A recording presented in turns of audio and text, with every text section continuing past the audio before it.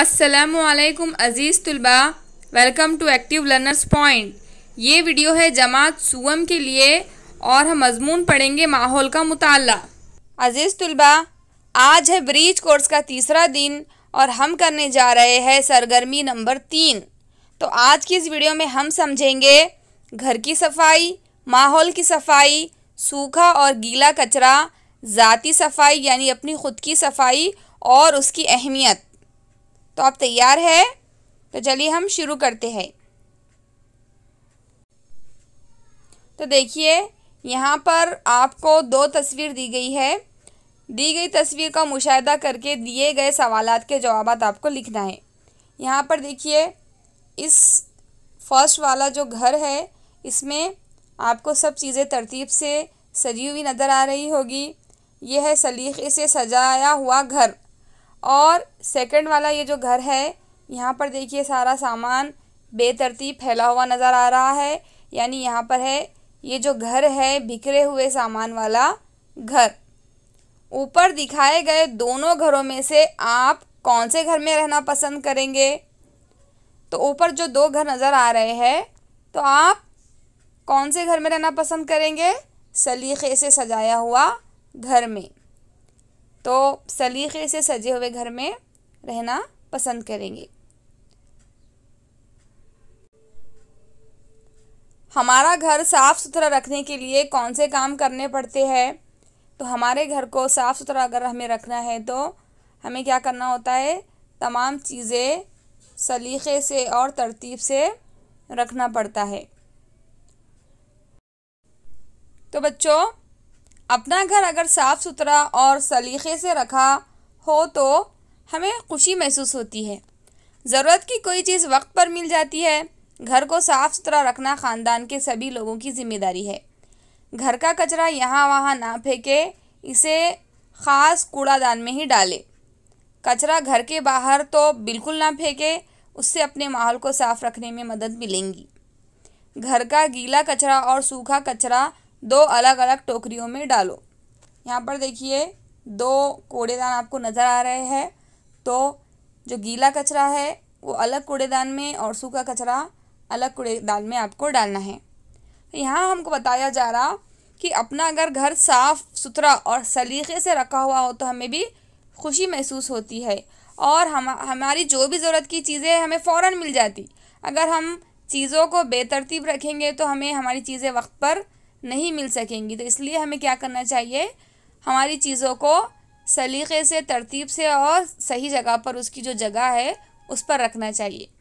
और घर को साफ़ सुथरा रखना ख़ानदान के सभी लोगों की ज़िम्मेदारी है। सिर्फ़ आपकी अम्मी की ज़िम्मेदारी नहीं है, आपके घर के जो भी अफराद है सबकी ज़िम्मेदारी है। आपकी भी ज़िम्मेदारी है। आपकी जो चीज़ें हैं, आपका जो बैग है, यूनिफॉर्म है, जो भी आपकी चीज़ें हैं, आपके खिलौने, उनको आप उनकी जगह पर रखें। और कचरा जो है वो यहाँ वहाँ बिल्कुल ना डाले, कूड़ेदान में ही डाले। और मैंने आपको इससे पहले बताया कि सूखा कचरा और गीला कचरा अलग अलग कूड़ेदान में डालना है। तो इतना आप समझ गए होंगे। तो बच्चों, माहौल साफ़ सुथरा रखने से हमारी मुख्तलिफ़ अमराज और बीमारियों के जरासीम से हिफाजत होगी। अगर हमारा जो माहौल है वो साफ़ सुथरा होगा तो वहाँ पर से जो मुख्तलिफ़ जो बीमारियाँ जो वजूद में आती है तो उससे भी जो है हमारी हिफाजत होगी। खुले में पाखाना ना करें, पखाने के लिए बैतुल खुला का इस्तेमाल करें। तो जो टॉयलेट वगैरह है आपको वो भी खुले में नहीं करना चाहिए, बल्कि बैतुल खुला में जाकर करना चाहिए। इस तरह हमें ज़ाती सफाई का ख्याल रखना चाहिए। उसी के साथ हमें रोज़ाना क्या करना चाहिए? गुस्ल करना चाहिए। जिल्द, आँखें और नाक की सफाई रखनी चाहिए, है ना। रोज़ाना हमें गुस्ल करना चाहिए और हमारी जो जिल्द है, आँखें हैं, नाक है, उसे भी अच्छे से साफ़ करना चाहिए। नाखून पाबंदी से तराशना चाहिए। हफ्ते में एक मरतबा जो है हमें नाखूनों को तराशना चाहिए। उसी तरह हमें रोज़ाना बाल बनाना चाहिए। हफ्ते में कम से कम एक मरतबा बाल धोने चाहिए। रोज़ाना बाल बनाना चाहिए और हफ्ते में 1 मरतबा बालों को अच्छे से धोना चाहिए।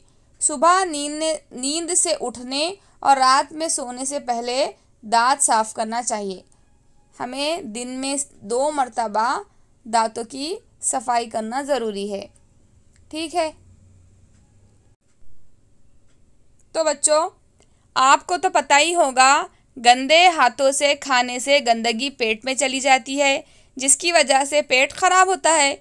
इसलिए खाना खाने से पहले और खाने के बाद, बैतुल खला से आने के बाद हाथ अच्छी तरह धोना चाहिए। तो खाना जब भी आप खाएंगे तो सबसे पहले हाथों को अच्छे से धोना चाहिए, और खाने के बाद भी, और टॉयलेट में से आने के बाद भी हाथों को अच्छे से धोना चाहिए। अब देखिए, हाथ धोने के लिए ये जो तस्वीर आपको बताई जा रही है, उन वसाइल का इस्तेमाल करना चाहिए। मतलब कोई भी एक अच्छी सी साबुन से आप हाथ धो सकते हैं, और उसके अलावा कोई अच्छे से हैंड वॉश से आप हाथ धो सकते हैं, और तौलिए से अच्छे से हाथ को साफ़ कर सकते हैं, जिससे आपके जो है हाथों की जो जरासीम है वो बिल्कुल ख़त्म हो जाएंगे। साफ़ सफाई ना रखने पर मुख्तलिफ़ किस्म की बीमारियां लाहक हो सकती है, इस बात का ख्याल रखें। आपको यहाँ पर मश्क करना है। सवाल नंबर 1 है, जवाबात लिखिए। स्कूल का अहाता साफ़ करने के लिए आप कौन सा सामान इस्तेमाल करेंगे? तो स्कूल का जो अहाता है उसे साफ़ करने के लिए हमें ज़रूरत होगी झाड़ू की, खराटे की, और कचरा उठाने के लिए किसी टोकरे की, और बड़े से कचरे के बकेट की। ठीक है। उसी के साथ सेकंड जो क्वेश्चन है, राजू को दांत मांजने हैं, इसलिए वो कौन कौन सी चीज़ें इस्तेमाल करेगा?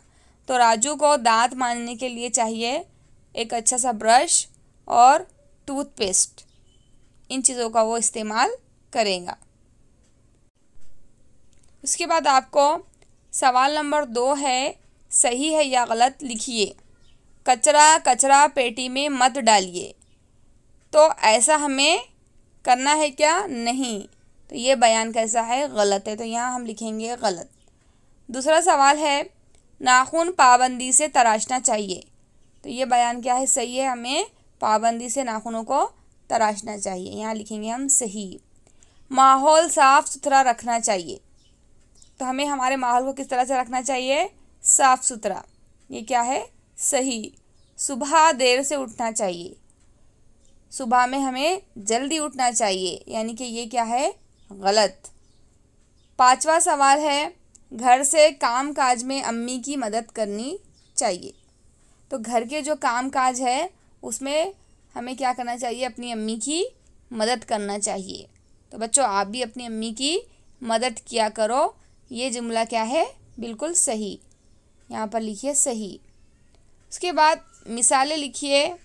गीला कचरा, सूखा कचरा। गीला कचरा यानी सब्ज़ी तरकारियों के छिलके, फलों के छिलके वगैरह, और सूखा कचरा यानी प्लास्टिक, कांच, पन्नी वगैरह। चलिए, हम मिलेंगे अब नेक्स्ट वीडियो में। तब तक के लिए अल्लाह हाफिज़।